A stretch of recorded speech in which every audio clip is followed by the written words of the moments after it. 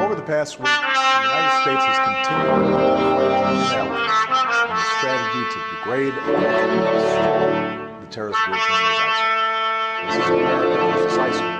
This is the people of that region versus ISIL. It's the world versus ISIL. Meanwhile, because we're leading the right way, more nations are joining our coalition.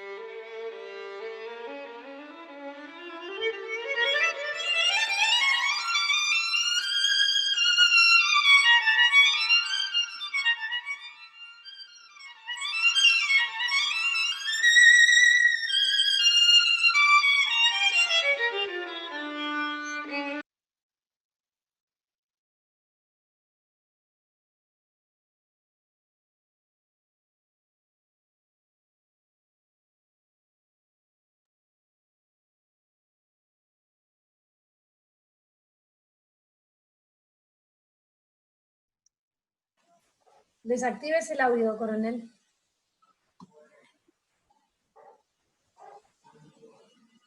Espero que lo hayan visto todo. ¿El video se ve bien? Excelente, Bien. perfecto. Doctor García Salviteri, ¿todo bien? Haceme seña con la mano. Bueno. Bueno. Vamos a seguir entonces. Vamos a seguir entonces. Vamos a seguir entonces.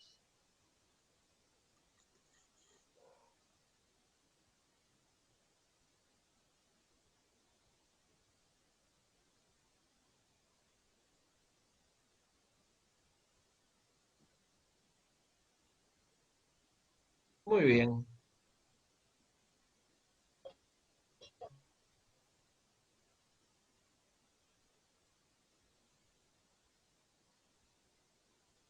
¿Se ve?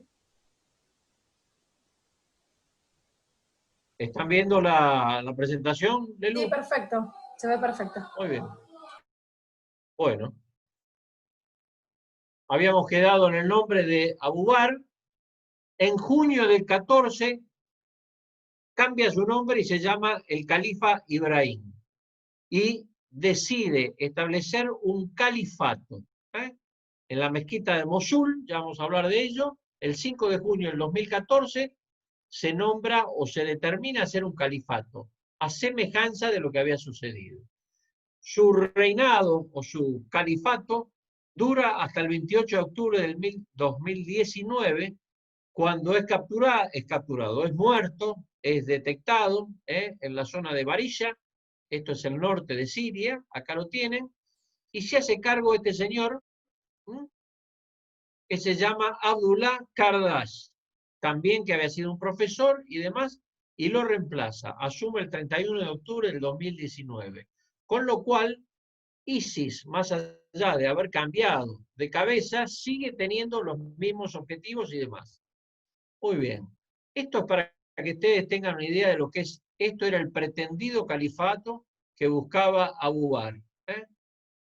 ¿Por qué? Quería reeditar el primer califato que tenía la capital en Damasco, hasta el 756. Los abasíes, que fue la era dorada, el mayor expansión, los que usaban los vestuarios negros, pues, como lo que estaban usando en ISIS, cambian la capital a Bagdad. Después aparecen el primer califato de los fatimíes, los descendientes de Fátima, que son los mamelucos, que es el primer califato manejado por chiitas en Cairo. Los otomanos, ya los otomanos se habían hecho cargo del Islam, los llevan a Estambul, y en 1683 el visir Kafá el Pasha Mustafa produce el sitio de Viena. Y acá quiero hacer un alto. Las Torres Gemelas, el atentado a las Torres Gemelas, que fue el 11 de septiembre del 2001, no fue un hecho al azar, como hablan del 9/11 o de distintas cuestiones. Fue porque Bin Laden estableció que el 11 de septiembre fue el día donde ellos iban a reiniciar su conquista de Occidente. ¿Por qué? Porque el 11 de septiembre de 1683 detuvieron el avance del impulso otomano en Europa cuando sitiaron Viena. Pero se tuvieron que juntar una unión, una unión de protestantes, el Sacro Imperio Romano Germánico protestante y la mancomunidad cristiana de los polacos y los húngaros para detener al avance otomano. Por eso, el ataque a las Torres Gemelas fue el 11 de septiembre del 2001, porque Bin Laden quería demostrarle a Occidente que volvía a expandirse el Islam. Muy bien. El último sultán que hubo fue en 1876, hasta que en 1924 este señor, Kemal Atatürk, el padre de los turcos, produce la abolición del califato. Ahí tienen lo que sería la eventual expansión del califato ante toda la máxima expansión que tuvieron el imperio de los califas bajo el dominio de los otomanos. Muy bien. ¿Qué es ISIS? ISIS o Daesh en inglés. ¿Es más que Al-Qaeda? ¿Por qué es diferente? La final de Al-Qaeda era derrotar al enemigo lejano en Occidente y combatir contra los regímenes infieles de los árabes. En el caso de ISIS o de Daesh, quería establecerse como un Estado, quería enfrentar a los estados de la región y quería volver a irrumpir dentro de lo que es Medio Oriente. Quería producir una guerra total, a diferencia de Al-Qaeda, que era una guerra regional. Y el ejemplo da la proclama que hacían en su máxima expansión en el 2015, donde dice que a los hermanos que viven entre los infieles en Francia se les ordena que no vengan a Medio Oriente, sino que perpetren atentados contra las armas disponibles. Llamaba a la yihad global. Acuérdense cuando hablamos de la yihad, la guerra santa. Muy bien.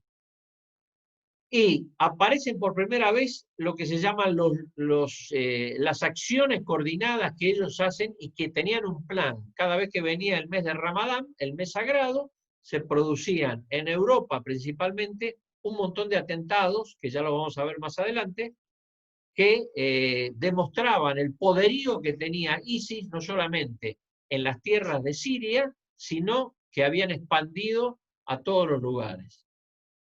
En la revista Dabiq, que es la revista que saca el Estado Islámico, dice que es el castigo perpetrado por Alá contra los cruzados que bombardean el califato. Dabiq en el Corán es el lugar donde va a ser la última batalla entre el Islam contra los infieles, que lo llaman los cruzados, y obviamente va a ganar el Islam. Dabiq queda en el norte de Siria, muy cercano a la frontera con Turquía. Por eso se llama Dabiq la revista y por eso es un punto de inflexión que lo tienen muy en cuenta, tanto ISIS como los islámicos. Muy bien, esa es la organización que tiene ISIS. Un comandante, un segundo comandante en Irak, un segundo comandante en Siria, 12 gobernadores para Siria y 12 gobernadores para Irak, un consejo de finanzas, un liderazgo, el consejo militar, algo legal, el consejo de asistencia al combatiente, el consejo de seguridad, el consejo de inteligencia y el consejo de los medios de comunicación. Y tiene un consejo consultivo de la Sharia que siempre está cerca al que comanda. Y obviamente los asesores personales, que para mis alumnos saben cómo los llamo, y para ustedes les voy a decir que estos reciben el nombre de asurros. ¿Saben lo que es un asurro? Mi estimado Alejandro Ader, que ahí te veo trabajando y demás. Un asurro, para los que no saben, es una mezcla de asesor y turro. Por eso se llama asurro. Ténganlo en cuenta por si hay alguna similitud con lo que ustedes conocen. Muy bien. Muerto Abu Bakr, obviamente estos dos también están muertos, pero tienen la misma organización y está en su reemplazo. Abdullah Kardash es el nuevo comandante, es el califa que manejen. Fíjense cuando era profesor y fíjense ahora que está manejando lo que es ISIS. Muy bien. Y acá viene el problema de ISIS. ¿Qué tipo de operaciones realiza ISIS? Realiza operaciones de guerra convencional, de guerra no convencional, guerra de guerrillas, tácticas terroristas y crimen organizado. Y hasta acá, todo esto, hay orden legal de las Fuerzas Armadas para poder combatirlo. Acá y acá no. Y ahí surgen los problemas que charlábamos la otra vez. ¿Cómo se combate con estos grupos de terror cuando hacen tácticas terroristas o tácticas del crimen organizado? Si no hay ninguna herramienta legal que le permita a las Fuerzas Armadas constituidas. Surge la figura del contratista, como lo hemos charlado, surge la figura de misión imposible, acuérdense, cuando le dicen que si usted o alguno de los miembros de su organización llega a ser capturado o muerto, nuestro gobierno negará tener cualquier tipo de participación. Ese es prácticamente el contratista. ¿Y cómo trabaja ISIS? Equipos de combate que hacen sus ataques nocturnos con todo lo que pueden hacer, aprenden de las tácticas, se mueven con camionetas y demás, y el principal problema está acá. El combatiente tiene una mentalidad ganadora, es un fundamentalista. Acuérdense cuando hablamos de la yihad, que hablamos que estaban convencidos de lo que salían a hacer estaba bien. Entonces, por eso producían estos hechos. El fundamentalismo del combatiente hace que su fama vaya delante de ellos. Entonces, cuando ISIS irrumpía en un pueblo, o la gente escapaba, o directamente se metía dentro de ISIS, porque ISIS les decía, o estás conmigo o estás en contra mío. Y si estás en contra mío, sos una baja. Muy bien. ¿Cómo realizan las operaciones? Ahí tienen un ejemplo. Se juntan entre los combatientes, rezan, prevén cómo lo van a hacer, se organizan, atacan el punto más débil con vehículos livianos y pesados, y ahí fueron avanzando y cooptando las distintas partes de ese territorio, de ese desierto sirio llamado Badilla, que ya vamos a ver qué es lo que sucede con él. ¿Cuántos combatientes tuvo ISIS? Nadie sabe realmente, pero lo que sí se sabe de la cantidad de gente que no es propia de la zona, los combatientes externos, que eso es lo que llama la atención. Fíjense el ejemplo de todos los lugares que aportaron gente: Túnez, Saudi Arabia, Libia, Marruecos, Jordania, Rusia, Uzbekistán, Turquistán, Francia, el Reino Unido, Alemania, Bélgica, Holanda, Dinamarca, Italia, Turquía, Pakistán y demás. Y fíjense ahora, esto es algo del 2016, perdón, Túnez, Saudi Arabia, Jordania, Líbano, Marruecos, Alemania, Reino Unido, Francia, Bélgica, y otros países. Y fíjense quiénes están en otros países.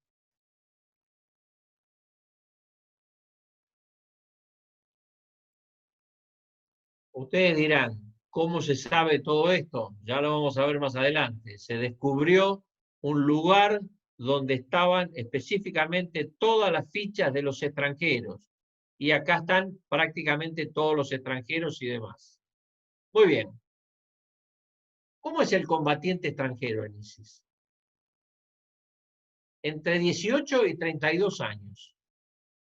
Son los conversos al Islam, son estudiantes de países donde no son mayoría y donde están un poco alejados en un gueto, son jóvenes que son hijos, segunda o tercera generación de migrantes, son activistas que llevan a los propios alumnos. Acuérdense cuando hablamos de los roles religiosos en los países o en las comunidades chiitas, el imán que invitaba al rezo era aquel que seleccionaba aquellos que podían integrar estas acciones y demás. ¿Y quiénes son los reclutadores? Ahí tenemos el ejemplo. Este hombre también está muerto, fue detectado, pero es el encargado de la difusión de todo lo que hacían. ¿Cómo es el proceso? Primero lo identifican al candidato, lo adoctrinan. Una vez que suponen que puede estar suficientemente adoctrinado y que puede llegar a servir, empiezan a hacer reuniones en casas particulares, lo llevan a practicar simulacros, lo hacen egresar del país donde están para ir a un nuevo, lo llevan a un entrenamiento militar y lo trasladan al ámbito de la actividad. Para todos aquellos que tengan Netflix, hay una serie que se llama Fauda, véanla y van a ver algo de todo esto que estamos relatando. ¿Cómo es ese combatiente extranjero? No es un religioso, es una persona que está convencida mentalmente para actuar. Acuérdense que la guerra de cuarta generación, la primera charla que vimos, ataca a la mente, la propaganda de la mente a través del terror. La mayoría de los que mueren extranjeros no mueren por operaciones suicidas, porque todo el mundo piensa que se pone un cinturón, explotan y demás. Solamente el 10% son los que se inmolan.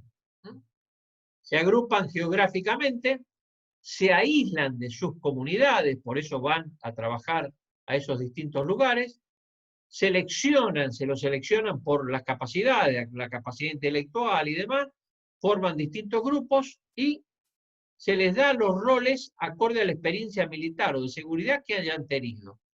Todos pasan por tener una participación en acciones de violencia. Acá tenemos un ejemplo, ya en otro momento lo vamos a ver. Este es un combatiente de ISIS que es un canadiense. Ustedes tendrían que verlo, ya en algún momento lo vamos a hacer. Este es un combatiente que él mismo dice que abandona su vida normal en Canadá, jugaba al hockey, pescaba y demás, y se da cuenta de que lo que se puede hacer por ISIS es mucho más redituable de lo que realmente se piensa.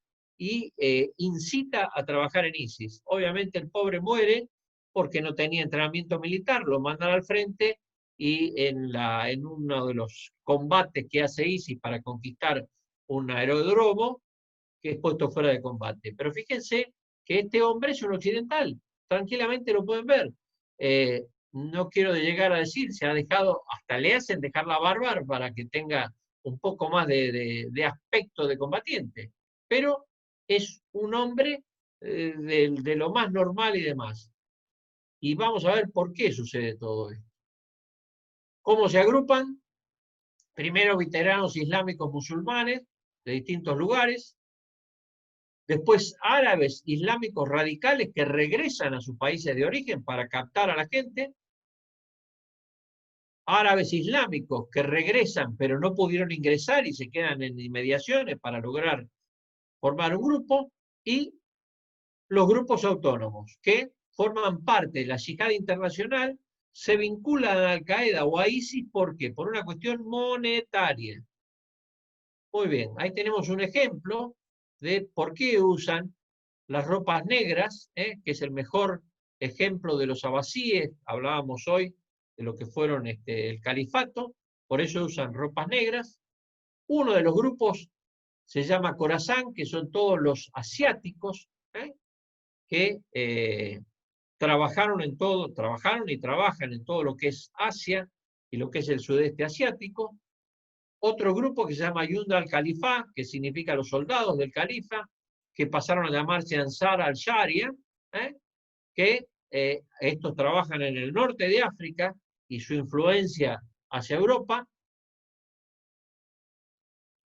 Otro de los grupos más importantes que trabaja en Europa, que se llama Katibat al-Batar al-Libi. Acuérdense que hablamos de que el Islam era la única religión de guerra, porque el profeta Mahoma tuvo que irrumpir a sangre y fuego. Bueno, él irrumpía con Batar. Batar es la espada que tenía él, que lumbró, y este grupo se llama que llegamos a la matanza con Batar. Y las características de este grupo es que forman un nuevo soldado, un nuevo tipo de soldado que se llama Injimashi. ¿Qué es el Injimashi? El Injimashi, hay tres tipos de combatientes. El combatiente regular que va al frente, el que se inmola y el Injimashi. El Injimashi es aquel que busca la mayor destrucción posible de gente sin él estar afectado, con lo cual es el más peligroso de todos. Es el que más se lo enfoca, es el que más capaz y es el que generalmente actúa en las urbes. Muy bien. El último grupo que fue detectado y eliminado es ENNI, la unidad de inteligencia, que es acá donde se detectan todos los combatientes extranjeros. El líder había sido el vocero, Mohamed al-Adnani, que también fue puesto fuera de combate, y ahí se mostraron cómo se hacía para combatirlos, cómo se los captaba. Primero se los llevaba a un entrenamiento, en la frontera con Siria. Después se le daba un entrenamiento cerca de Raqqa, que fue la capital, y después se los llevaba a una isla en Tabqa para que estuvieran en calidad de hacer todo tipo de operaciones. De ahí, una vez que se los reclutaba y que se los entrenaba, estaban en calidad de mandarlos a realizar distintas operaciones. Este es el grupo más importante porque era el más capaz y es el que produjo todos los atentados fuera de lo que es la guerra en Siria. ¿Cómo se establece el califato? Lo establecen en Raqqa. Esto es en el medio de Siria, porque fue la capital original del primer califato. Muy bien. Para todos los militares, ustedes verán acá, esto es como una formación de Diana, se forman ahí, se pasa revista, se pasa lista, se los hace desfilar. Fíjense que la característica es que todas tienen zapatillas, ninguno tiene borceguíes. Eso es lo que los hacía detectar de cuando eran combatientes. Desfilan, obviamente, y acciones intimidatorias para que, como decíamos hoy, todo aquel que o está conmigo o pasa a estar colgado ahí como una acción y demás. En septiembre del 2014, vamos a ir rápidamente, aparece este señor con un libro que se llama Gestión de la Barbarie. Lo producen en el Daily Star de Beirut. Este señor se llama Abu Bakr Naji, Y acá determina qué es lo que va a hacer ISIS. Y fija las etapas. La primera etapa es una guerra de humillación. La segunda es la difusión del salvajismo para impartir el miedo y demás. Y la tercera es la administración del salvajismo. Es decir, cuando podamos hacer algo, lo demostramos para que todo el mundo tenga miedo. Y como dato anecdótico, hablan de un programa político-social para unificar los corazones del pueblo. Y habla de expandirse y rechazar a los enemigos para colocarlos a la defensiva. Esto es propio de todas las ONG que quieren cubrir una cuota social en los distintos lugares donde están asentados. Ya lo hizo Hezbollah al sur del río Litani. Septiembre del 2014. El mundo se asombra, empiezan a escuchar cosas raras, atentados en el medio de Siria, y por primera vez los rusos le piden al Consejo de Derechos Humanos que adopte una resolución para condenarlo a ISIS, y Occidente, el 5 de septiembre, empieza a formar una coalición para destruirlo. Acá lo tenemos a los norteamericanos, los presidentes del Reino Unido y de Estados Unidos, y se arma una organización que la ponen a órdenes de este señor, el general David Petraeus, que había estado combatiendo en Afganistán y había estado en Irak, tenía una forma de trabajar, de lograr unificar a la gente, conocía la región y lo ponen ahí. Y por primera vez la OTAN no ordena enviar tropas, sino instruir a las tropas iraquíes para formar lo que ellos no podían hacer. Los iraquíes en toda esta zona no podían frenar el avance de ISIS. Entonces se forma esta coalición. El plan de ataque del pobre Obama, digo pobre porque van a ver lo que le hacen decir, una campaña aérea inicial, el adiestramiento, una campaña de destrucción final y una campaña humanitaria. Y declama Obama: vamos a degradarlo sistemáticamente, vamos a reducir el tamaño de su territorio y los vamos a derrotar. La política de Obama, demócrata, siempre fue presionar al resto y formar a la gente y no mandarlos al combate. No lograron hacerlo en la medida de lo que buscaban hacer. Sí armaron una coalición en octubre, fíjense, apoyo militar, apoyo humanitario. Acá están todos los países que formaron parte.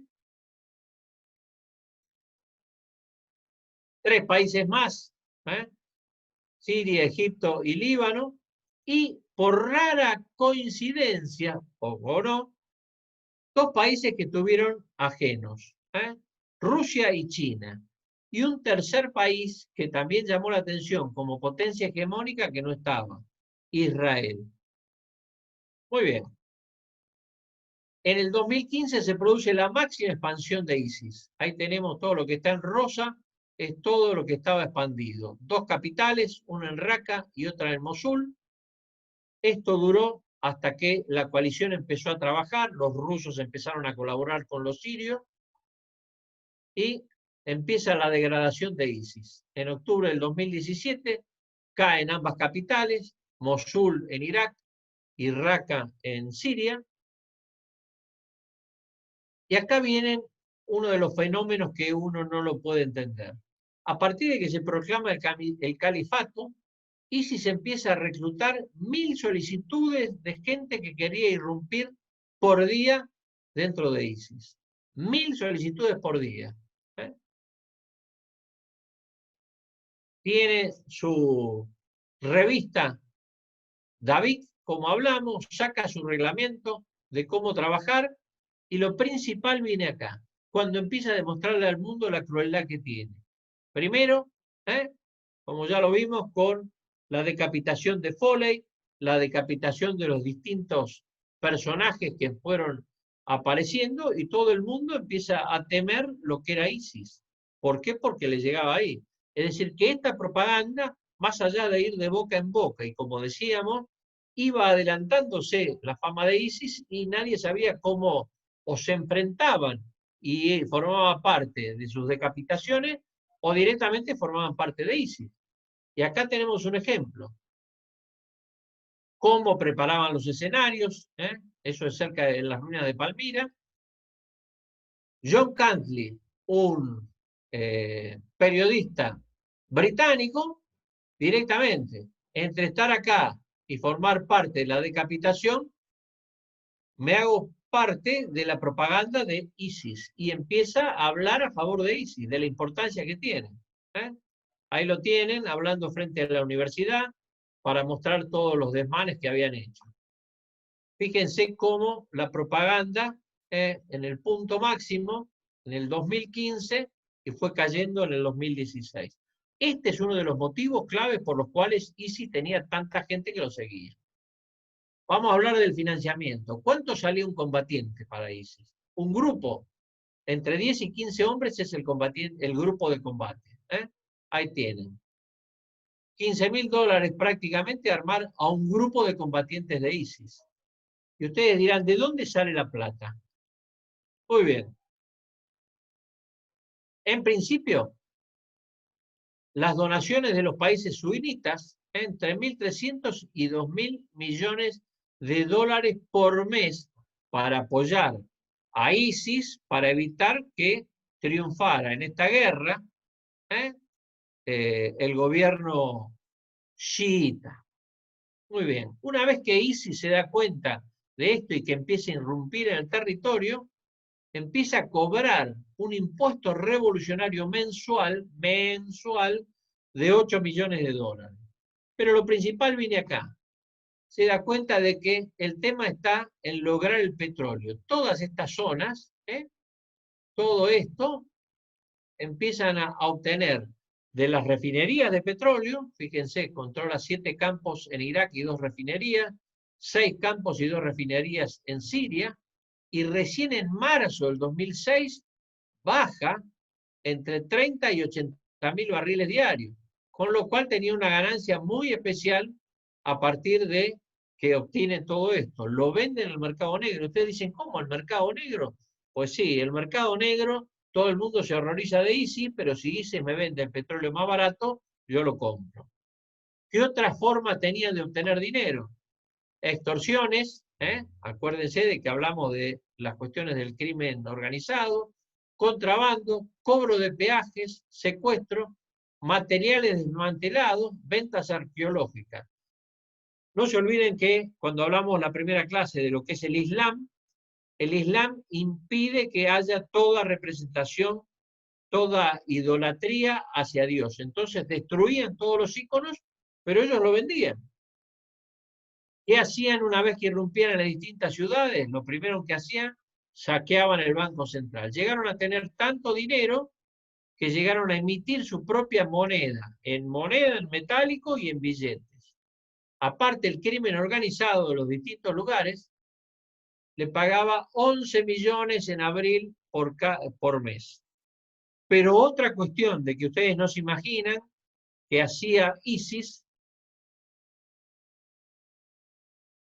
es la venta de los órganos de los decapitados. Si le sacaba la cabeza, todo el resto de los órganos los vendían. Una necesidad, un comercio vil, pero lo hacían y obtenían una fuente de recursos. Realmente una de las cuestiones más inverosímiles, pero ISIS sabía manejarlo debidamente. Otra de las cuestiones que manejaba ISIS y que era necesario en el medio de una guerra, el pan. Controlaba la producción y la distribución. ¿Y por qué? Controlaba los campos de trigo, los hilos, los molinos, la fábrica de levadura, las panaderías, y le cobraba un impuesto fuera de Raqqa entre 20 y 25% a los grupos que iban a comprar el pan. ¿Por qué comprar el pan? En el medio de la guerra, ahí tenemos y demás. Ahí tenemos que cada pan plano por persona valía $1.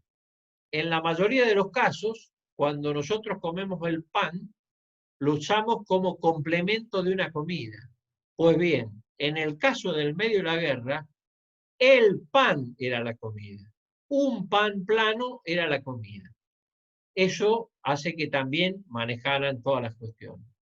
Viene el decline de ISIS, empieza su declinación, para ser más preciso, y la situación financiera Fíjense cómo sacaban el petróleo que robaban, vía Turquía, vía Basra y contrabandeándolo a través de Jordania. Empieza a declinar esto porque se empiezan a dar cuenta, se empiezan a eliminar las refinerías, no los pozos de petróleo, para evitar el Occidente, la coalición empieza a bombardear las refinerías para que no puedan refinar el petróleo, lo empiezan a sacar crudo y como contrabando, y empiezan a disminuir las ganancias. Entonces, a fines del 2018 baja la situación financiera. Fíjense los salarios, entre 600 y 1000 dólares, se reducen a la mitad, la extorsión empieza a bajar, los salarios en vez de pagarlos en dólares los empiezan a pagar en libras sirias. Imagínense, los argentinos que conocemos algo de la devaluación, sabemos lo que es eso, disminuyen los recursos y se complica la venta de petróleo. Y en ese momento, les voy a mostrar ahora cómo cobra un combatiente de ISIS. Coronel, nos queda un minuto. Si le parece, para explicar eso, volvemos a empezar. Sí, cortamos y volvemos a empezar con la disminución, con el... Vamos.